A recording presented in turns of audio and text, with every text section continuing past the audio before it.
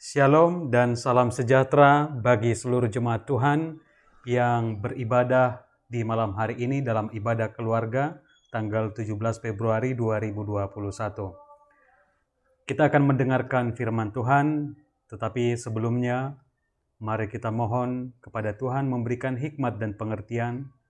Oleh karena itu mari kita berdoa. Damai sejahtera Allah yang melampaui segala akal, itulah yang memelihara hati dan pikiranmu di dalam Kristus Yesus Tuhan kita. Amin. Firman Tuhan bagi kita dalam ibadah keluarga ini tertulis dalam kitab 1 Petrus pasal 3 ayat 18 hingga ayat 22. Beginilah bunyi firman Tuhan. Sebab juga Kristus telah mati sekali untuk segala dosa kita, Ia yang benar untuk orang-orang yang tidak benar, supaya Ia membawa kita kepada Allah. Ia yang telah dibunuh dalam keadaannya sebagai manusia, tetapi yang telah dibangkitkan menurut roh. Dan di dalam roh itu juga Ia pergi memberitakan Injil kepada roh-roh yang di dalam penjara, yaitu kepada roh-roh mereka yang dahulu pada waktu Nuh tidak taat kepada Allah, ketika Allah tetap menanti dengan sabar waktu Nuh sedang mempersiapkan bahteranya, di mana hanya sedikit, yaitu 8 orang yang diselamatkan oleh air bah itu. Juga kamu sekarang diselamatkan oleh kiasannya, yaitu baptisan. Maksudnya bukan untuk membersihkan kenajisan jasmani, melainkan untuk memohonkan hati nurani yang baik kepada Allah oleh kebangkitan Yesus Kristus yang duduk di sebelah kanan Allah, sebab Ia naik ke sorga sesudah segala malaikat, kuasa dan kekuatan ditaklukkan kepadanya. Demikian firman Tuhan.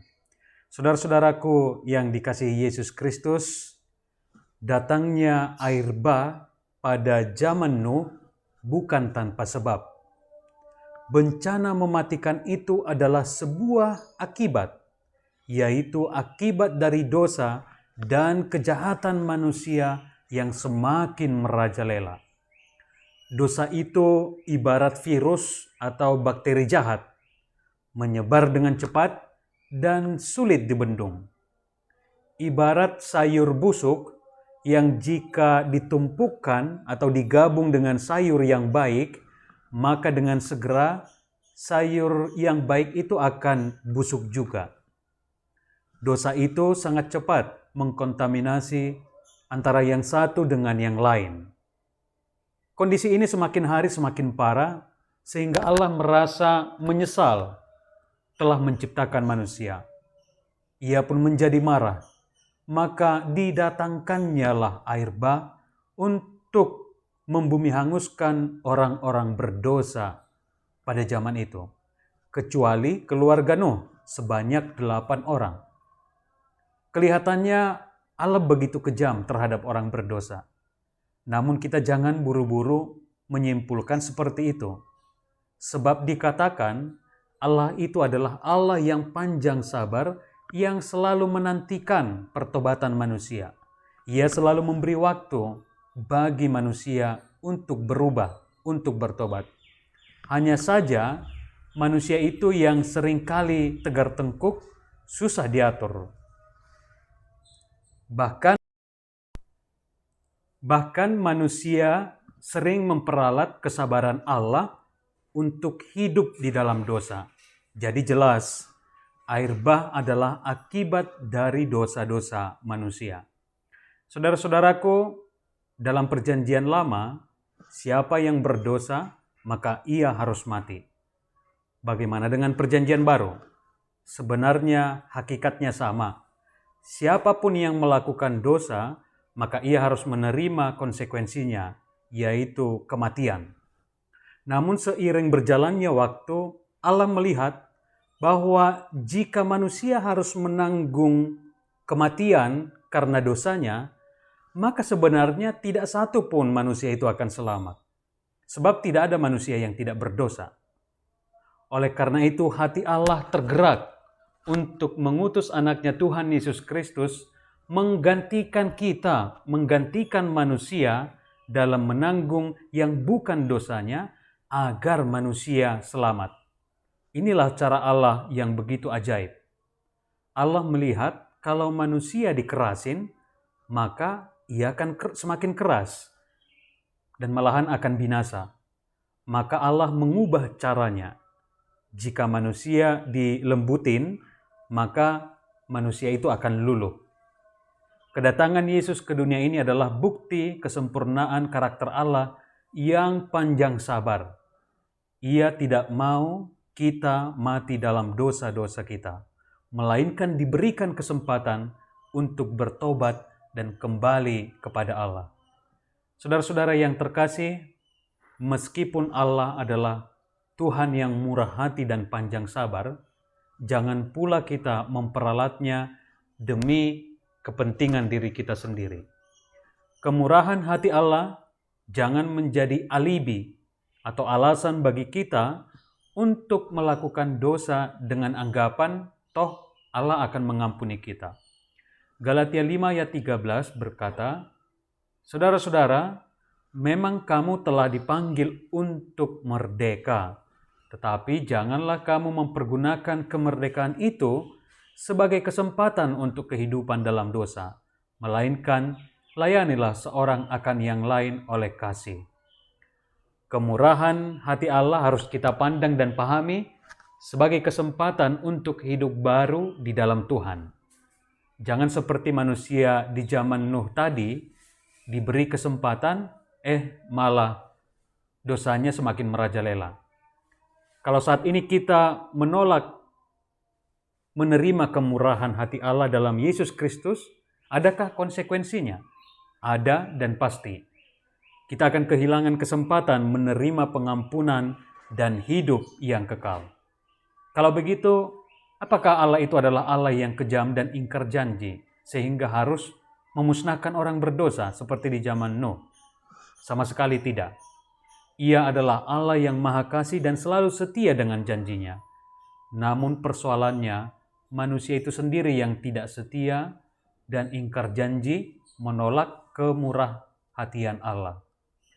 Bapak, Ibu, dan saudara-saudara, apakah hubungan kisah air bah di zaman Nuh dengan air baptisan yang diajarkan oleh Yesus? Air, atau tepatnya air bah pada zaman Nuh, adalah cara Allah menguduskan manusia dengan cara menenggelamkan, melenyapkan orang-orang berdosa. Lalu, ketika Yesus datang ke dunia ini, air juga digunakan untuk menyucikan umat manusia dari segala dosanya, yaitu baptisan kudus. Esensinya sama, air digunakan Allah untuk membersihkan manusia dari kotoran dosa. Namun dalam baptisan kudus, penyucian itu tidak lagi secara jasmani seperti zaman Nuh, menghanguskan atau menenggelamkan manusia dengan segala dosa-dosanya. Tetapi sekarang baptisan itu secara rohani. Saat baptisan kudus, kita menerima curahan Roh Kudus yang akan menuntun, membimbing, dan menguasai hidup kita sehingga dosa tidak lagi berkuasa atas hidup kita. Dengan baptisan kudus, Allah mencurahkan hati nurani bagi kita sehingga kita tahu dan mampu menghindarkan diri dari segala macam dosa. Dan dengan baptisan pula kita memahami bahwa kita telah dibaptis dalam kematian Kristus. Bagi siapapun yang sudah menerima baptisan itu artinya dia bersedia hidup dalam Kristus dengan cara menenggelamkan dosa-dosanya dan bersedia hidup di dalam Kristus. Karena itu saudara-saudaraku, bagi kita semua yang telah menerima baptisan kudus, tetaplah mohon curahan Roh Kudus agar Tuhan memberikan hati nurani dalam hati kita, sehingga itu yang akan menuntun kita, melindungi kita, menghindarkan kita dari segala cobaan dan godaan di dunia ini, sehingga hidup kita semakin berkenan di hadapan Allah seperti Nuh dan keluarganya. Amin. Kita berdoa. Terima kasih ya Tuhan untuk keselamatan, kehidupan, dan pengampunan yang Engkau telah limpahkan bagi kami. Kalau kami melihat begitu banyak dosa kami, kamilah yang pantas dihukum oleh karena keberdosaan kami. Tapi karena oleh kemurahan Tuhan, Engkau mengutus anak-Mu Tuhan Yesus Kristus menggantikan kami, agar kami beroleh keselamatan dan kehidupan yang kekal. Engkau telah mengingatkan bahwa akibat dari dosa adalah kematian, seperti yang dialami oleh manusia-manusia berdosa pada zaman Nuh. Dan itu juga sebenarnya yang harus kami terima.